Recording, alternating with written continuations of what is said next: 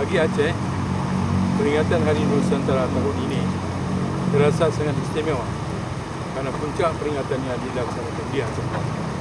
Ini tentunya memberikan kesempatan bagi masyarakat luas untuk datang dan melihat langsung Aceh di dekat. Sambil kita juga semakin terpacu untuk bisa menampilkan dan memberikan yang terbaik kepada para tamu-tamu dari luar Aceh.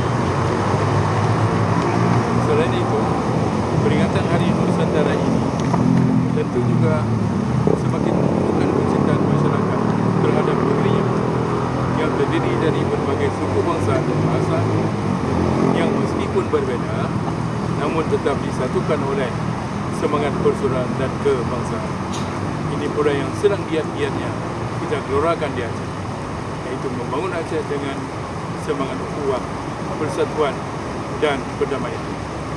Harapan saya, kita dapat memberikan yang terbaik selaku tuan rumah. Kita harus menunjukkan kepada dunia bahawa Aceh saat ini adalah tempat yang paling tepat untuk dikunjungi, untuk ditanamkan investasi dan sebagai tuan rumah yang nyaman untuk dihuni.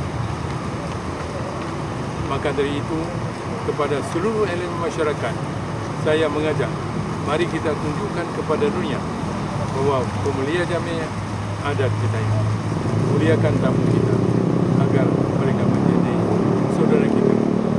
Mari kita sukseskan penyelenggaraan Hari Nusantara tahun 2015 di Aceh.